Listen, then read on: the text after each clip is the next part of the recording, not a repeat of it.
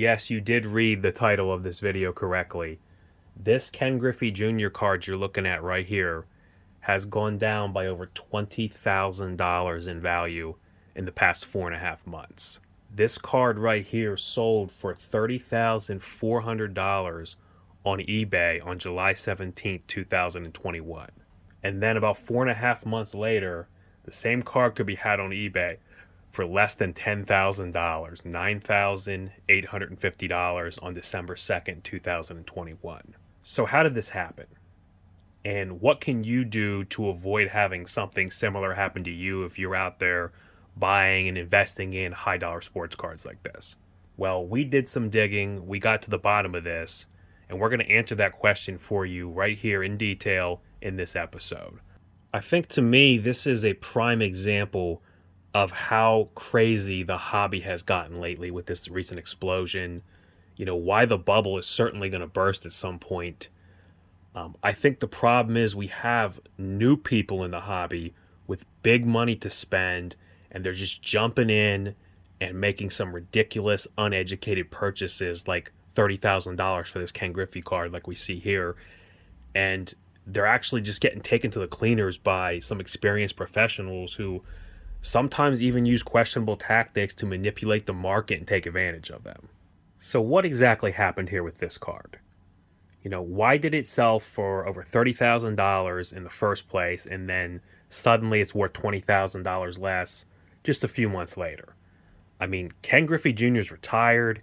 He's already in the Hall of Fame. There hasn't been any scandal about him. He can't blow out his knee and get injured or anything. I mean, that's a shocking drop in value for one card in a short period of time, especially at the height of the popularity of this particular card, too.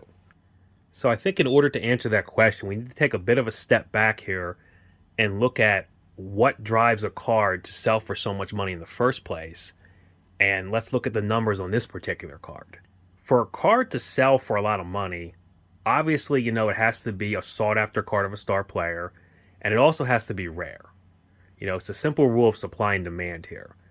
Now, this card definitely checks that first box. Ken Griffey Jr. is an all-time legend, and this is like the iconic card of the junk wax era. So it's definitely a sought-after card. But is it rare? That's the question. And the 89 Ken Griffey Jr. Upper Deck rookie card is absolutely not rare at all. In fact, it's actually one of the most common cards ever mass-produced. Nobody knows the exact numbers that were printed, but it's estimated to certainly be over 1 million copies out there. That's right, there are over 1 million of these 1989 Upper Deck Ken Griffey Jr. rookie cards floating around out there. Okay, so what makes this card more rare than the other million that are floating around out there is that this one's graded. But graded Ken Griffey Jr. rookie cards are actually not all that rare. In fact, there's actually been more copies of this 89 Upper Deck Ken Griffey Jr. rookie card graded than any other card in the world, period. It's the #1 all-time most graded card of PSA of all time of any sport. PSA has graded over 86,000 copies of this card, and over 4,000 of them have gotten the highest grade of a Gem Mint 10. Now, keep in mind, PSA is not the only grading company out there either. There are two other major players in the grading card market, SGC and Beckett. There's also dozens of other smaller companies out there. Now, in addition to the 86,000 that PSA has graded, Beckett's graded another 38,000. SGC's graded another 9,000 or so. In total, between the three big companies, we have 134,000 graded copies of this Ken Griffey Jr. rookie card. And this isn't even Ken Griffey Jr.'s only 1989 rookie card out there. I mean, Upper Deck was one of the major players in 1989, but there was also three other major companies that issued him rookie cards out there. We have Topps, we have Fleer, and we have Donruss that also issued cards. And surprise, surprise, those cards are among the most graded of all time also. Behind the 86,000, Upper Deck rookie cards that PSA alone has graded, that makes it #1 all time. #2 all time is the Topps Ken Griffey rookie card with 76,000 copies graded by just PSA alone. And then #4 on that list is the Fleer Griffey with 54,000 copies. And number 7 on the list is the Donruss Griffey with 37,000 copies. So 89 Griffey rookie cards are being graded at massive, massive amounts. There's a ton of them out there. They're not that rare. Okay, despite the fact that there's so many of these Ken Griffey Jr. rookie cards out there, it is an iconic card. And there has been a recent historic boom in the card market since the pandemic began at the beginning of 2020. So PSA copies of this card have soared to an all-time high. Right now, they're around $2,300 a piece they're going for, and we're in December of 2021. But keep in mind, before the pandemic, in 2019, these were selling in a PSA 10 for around $450 each for all of 2019. So it's just in the last 2 years that this 30-year-old card has skyrocketed in value all of a sudden from $450 to $2,300. And if you ask me, that's just an astronomical increase for a card that really hasn't changed or nothing's really happened that would increase its value, in the past 2 years, a card that's 30 years old to jump like that. And at some point, I think this is going to correct itself and they're going to come back down in value some. They're never going to go back down to $450, but they are going to come back down in value some. I think $2,300 is a little high, but that's not really the point here. The point is that they are worth some money, but we're talking $2,300. Now we have a version that sold for $30,000. So why is that one worth $30,000 or even the $10,000 that they're selling for now? Okay, well, not only is this particular copy one of the 4,000 or so that's been graded as a Gem Mint 10 by PSA, but it's also been autographed by Ken Griffey Jr. himself. And PSA certifies that they believe the autograph is authentic too. Now we can check the population report and see how many of these 4,000 PSA 10s are also autographed. And that's when you see it, there's only 41. So only about 1% of all of these PSA 10s have also been autographed by Ken Griffey. Okay, so there we go. Now suddenly it looks like we do actually have an extremely rare version of the iconic Ken Griffey Jr. rookie card, one that someone could justify paying big bucks for, like $10,000 or even $30,000. This has been a recent trend in the card market where some people want to have the card, the biggest and best cards you can have, the rarest version, and they'll pay really high money. That's why we're seeing some of these auction prices for these modern basketball cards selling for $3 and $4 million. And this is why you're seeing this Griffey card sell for so much. Okay, so let's compare this autographed Griffey card to the iconic Mike Trout 2011 Topps Update rookie card. Okay, so when we pull up the population report for the Mike Trout card, you'll see that PSA has only graded 10,469 of these cards as compared to the 86,000 Ken Griffey. So there's a lot less of these Trouts that have been graded by PSA, but there's more 10s, which makes sense. It's a newer card. There's 5,541 10s as compared to only about 4,000 for the Griffey.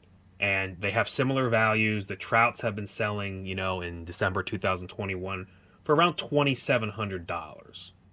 Okay, but this Mike Trout card, it's newer. It was released in 2011, 22 years or so after the Griffey. The card market had changed, and the manufacturers started releasing parallels to the regular card. And Topps released a gold-bordered version where they only printed 2,011 copies because it was released in 2011. So we don't know exactly how many copies they printed of the base card. It's certainly considerably more. But we know for sure they only made 2011 of the gold-bordered parallel version. And if you look at the PSA population report for those, of those 2011, only 300 have even been graded by PSA. And of those 300 graded, only 50 have come back as a PSA 10. And when you look at what this gold version with only 50 PSA 10s sells for, you'll be shocked to see that it's over $20,000 that these things typically sell for now. Over $20,000. Now, just like the Griffey card, it's skyrocketed recently. In 2019, these things were selling regularly for $3,000 to $4,000 a piece. But with this selling for over $20,000, I get how somebody could look at the Griffey card and say, well, there's only 41 of the autographed PSA 10s, and the Trout's with only 50. Now, the Trout's not autographed, but it's limited to only 50. It's selling for $20,000. Like Griffey, there's only 41. It's also autographed. I can't find any recent sales for it. It's the only one out there on eBay right now. Never seen something like this before. I could see how somebody could justify trying to pay $30,000 for it. It's an iconic card like the Trout. I mean, if you have any kind of comparison, if you did some research, I could see how someone got led down that path. Now, I don't necessarily think the person that bought it did any research like this, but I'm just saying if they did, that's probably the logic they used, and that's what they came to. But we didn't just stop there, okay? We dug a little deeper into this because, at Big Boy Cards, we're curious about what drives the market and these crazy prices we've been seeing.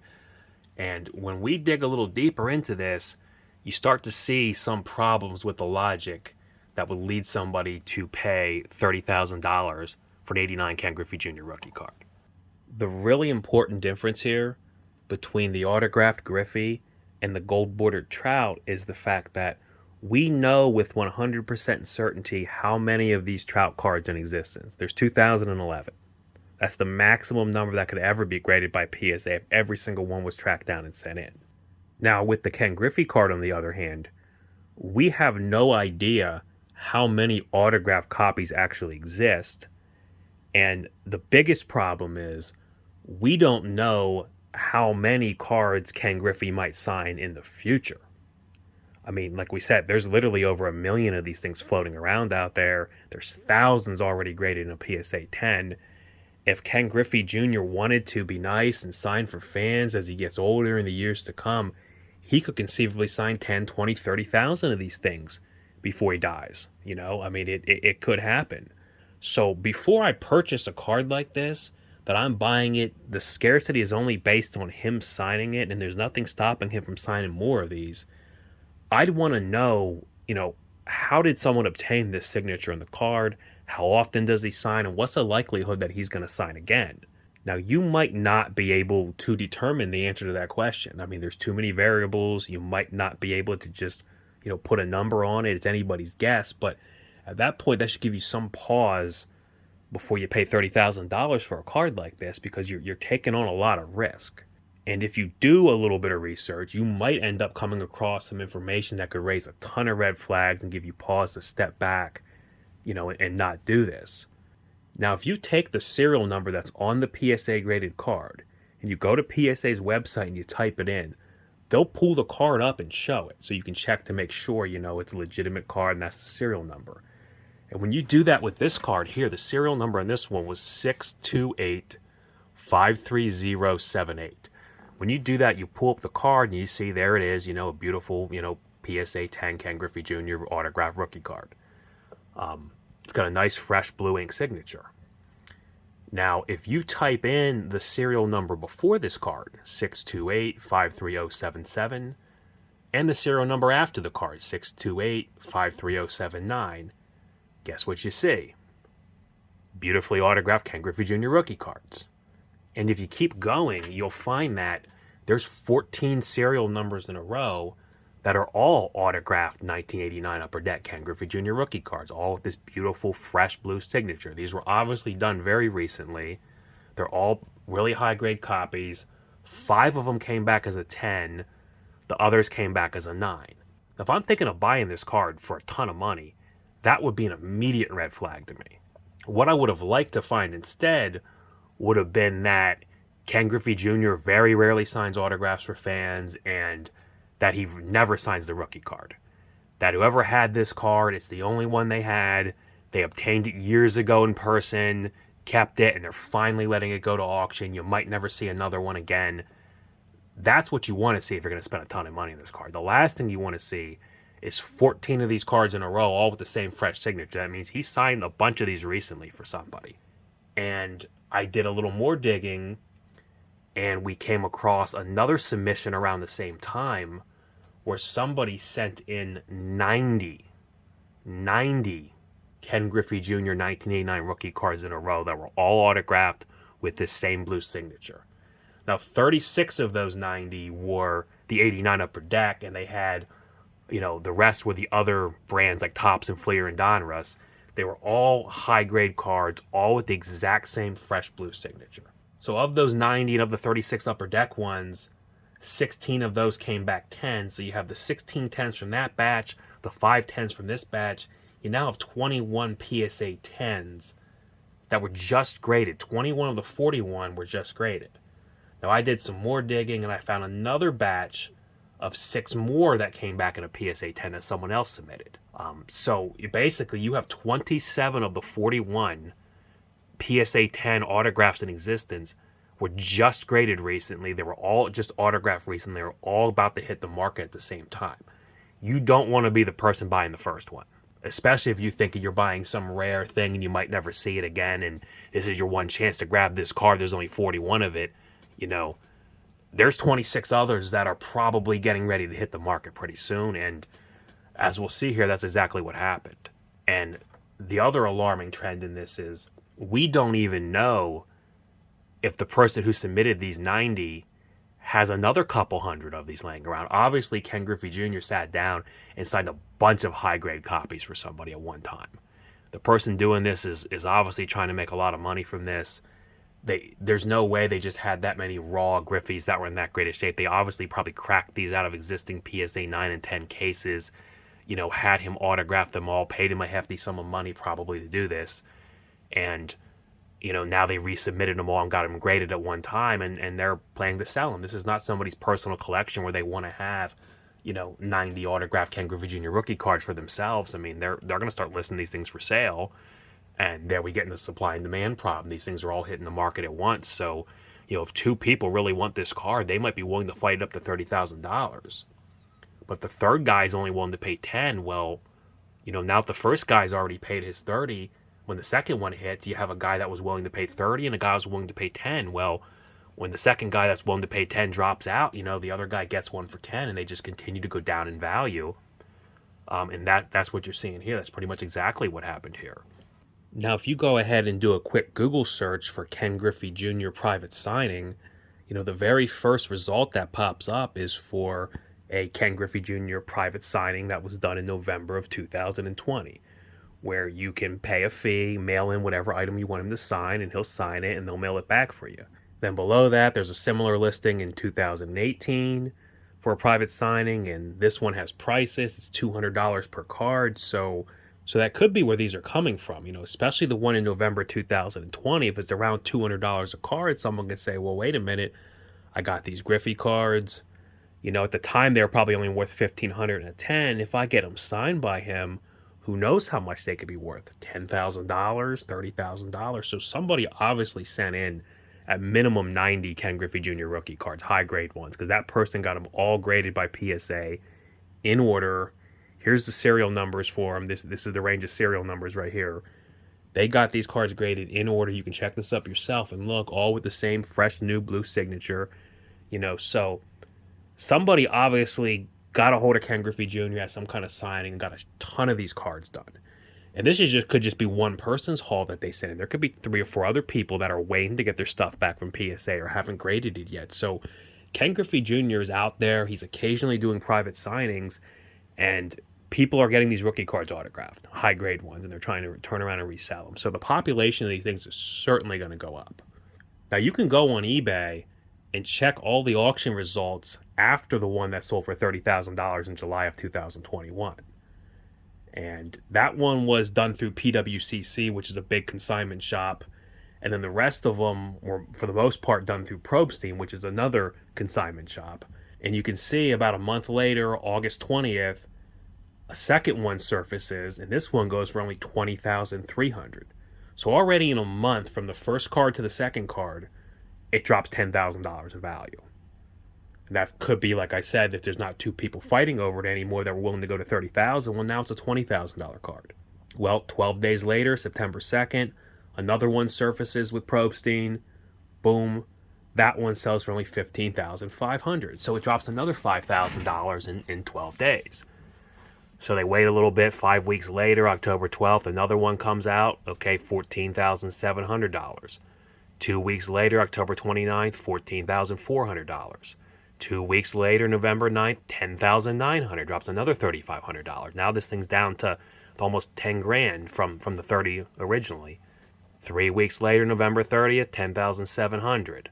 December 1st, 11,100. December 2nd, 9,850. So these things are hitting the market. They're coming out on a regular basis. The people selling these know exactly what they're doing, is what I bet. They saw a card that was incredibly common, but that could be made valuable if people believed there were really scarce copies out there. And they got a bunch autographed, they got them graded, they sent them to a consignment shop who absolutely knows how to manipulate the market. They've been accused of, shill bidding and stuff before, some of these consignment shops, and they went ahead and they released them on a schedule and started slowly putting them out there, and you see people start, way overpaying for these things, and now they're coming down. I don't know how far down they're going to go, but keep in mind, we've only seen a handful of these 10s that were recently graded. We know at least 27 of these, of the 41, were very recently graded by PSA. And we've only seen a handful of those 27 actually hit the market. The others are still sitting there. So there's a whole lot more behind this that could be coming out in the coming weeks. I would go ahead and check eBay right now if you're watching this, at the beginning of 2022 or the end of 2021, and see. I bet you're going to see 2 or 3 more of these things popping up, or at least every couple of weeks you're going to see one of these pop up, until this glut of 27 have been recently sold off. And I certainly don't think you're ever going to see it get back up to $30,000. I mean, I think the person who paid that, and the second person who paid 20, and the third person that paid 15, those people are just going to have to eat that, and this card's never going to get back to that point. Maybe in 20, 30 years or something with inflation or something, but I doubt it. I think they just lost a ton of money. And that's what I was saying with the hobby, is that you have people coming in making these kind of crazy high dollar purchases without necessarily having the experience to know what they're doing, and these cards are being sold to them by people who are incredibly experienced dealing with high dollar cards, like these auction houses and stuff. And I don't want to say they're necessarily taking advantage of the person. It's their money, they can buy what they want, they can make a stupid purchase if they want, but people are making stupid purchases, and they're kind of being strung along by people looking for opportunities to make cards look rarer than they are, and inflate prices, and put them out on a slower schedule, and just kind of release them, and try to make the most money they can. So what's going to happen is, when those people say, look, I paid $30,000 for this Griffey card, I can't sell it for more than 10, I'm down 20 grand, I'm just going to have to sit on it or unload it. Those people are going to stop pumping money into the baseball card market. They're going to say, look, I'm not doing well. This was a bad idea. I'm going back to stocks or whatever, or real estate, wherever I was putting my money in before, where I wasn't losing $20,000 in 2 weeks when nothing changed with the player or the card, really. So, eventually, it may take some time, because the market is hot. People are back into cards. But eventually, that bubble's going to burst. When that money dries up from some of the people spending the crazy amounts, it's going to trickle down, and you're going to see a pretty substantial price correction. It's probably not going to go back to 2019 levels, but it's going to come back down. Now, if you want a little bit more evidence that what I'm saying is correct here, let's take a look at the other Ken Griffey Jr. cards that this person submitted. The one person who submitted 90 cards with sequential serial numbers, only 36 of those 90s were the Upper Deck Griffey. The others were other versions of the Griffies. And you can see the exact same thing, to a smaller extent, happened with the prices on those cards. So one of the other Griffies they sent in was the 89 Bowman. They sent in 3 89 Bowmans. They got 2 10s and a 9 back. They haven't sold the 9 yet, but they sold both of the 10s on eBay through Probstein. The first one sold on November 9th, 2021 for $3,819. And then less than a month later, they put the second one up, and it only got $1,800. So it dropped $2,000 immediately after the first one was sold. With the 89 Donruss, they sent 12 of these cards in autographed. They got 6 10s back. So far, they've sold 5 of the 6 on eBay through Probstein. The first one sold for $4,150 on August 6th, 2021. Then after that, the next one actually sold for a little higher, $5,100 on November 5th. But then just 4 days later, November 9th, the next one sold for only $38.50.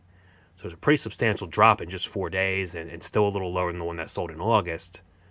And then about a month later, they sold the next one December 2nd for only $2,050. So we dropped $1,800 in less than a month, similar to what we had on the Bowman version. And then another one did sell 8 days later on December 10th for $2,500, so it went back up a little, but it's still way down from the $5,100 that it sold for previously. And this is just a matter of a month that these things are dropping a couple $1,000s. Now, in 1989, Donruss also made a Baseball's Best version, and they sent in 4 of those cards. 2 of them came back a 10. The entire population is only 4 10s that exist, so they have at least 2 of the 4 10s that this person owns.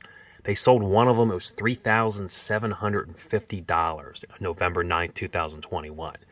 I can almost guarantee the second one was not going to sell for that much. And, there's only 4 of these, so that tells you that, this card is not incredibly rare. It's just, this is the only person that really thought to get these things autographed, or at least to get high quality copies autographed. Usually when people get autographs in the past, they were at a card show, at a ball game. They weren't that concerned about the condition of the card. They just wanted the signature. They were carrying it around without protection, handing it to them. These were obviously high-grade copies that somebody decided, let's get these ones autographed, not just your standard card like most people traditionally did. And once people see the prices at what these things are going for, other people can get the same idea. I'm sure you watching this show right now is going to get the same idea and maybe start looking for cards that you can crack out and get autographed and greatly increase the value. Now, Donruss didn't stop there in 89. They also have a Donruss Rookies version. And this person sent in 5 of those. They pulled 4 10s out of the 5. And, again, the first one they sold that on October 12th for $2,275. The second one sold for only $1,000 less than 2 months later on December 2nd.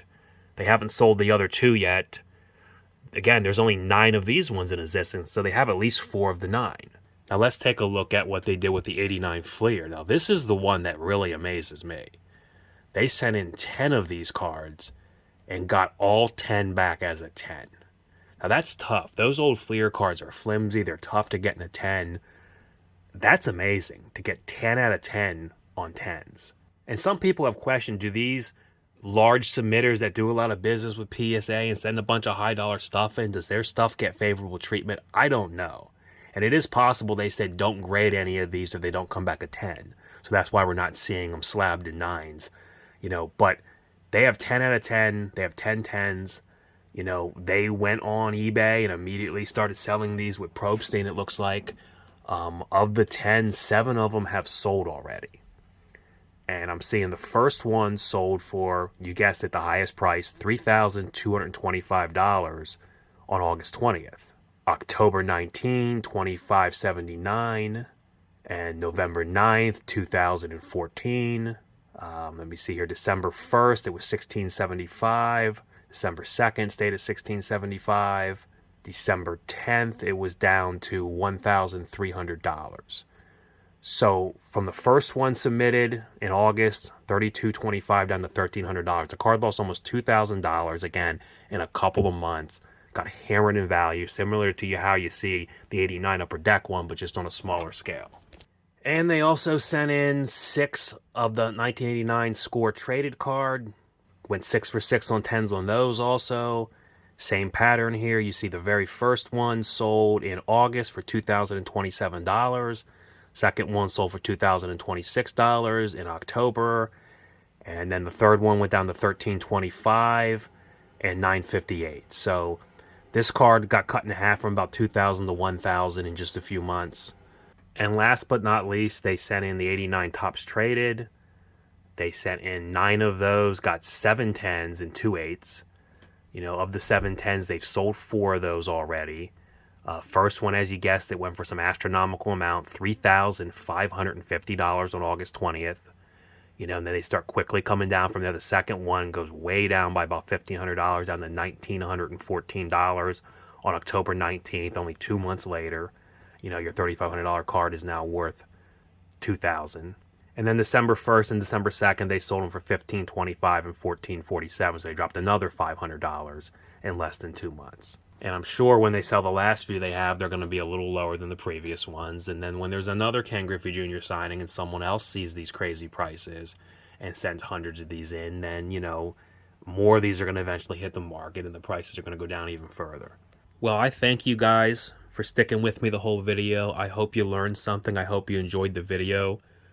My biggest takeaway from this, the biggest advice I could give you if you're investing in high dollar cards or trying to get into the card game here is, especially from an investment standpoint, is make sure you know what you're buying, why you're buying it, what the price history was of that card, and why you think it's a good time to buy now. If you can't answer those questions and aren't really sure, unless it's a really cheap price and it's not too much of a risk, you might want to take a step back before you get involved.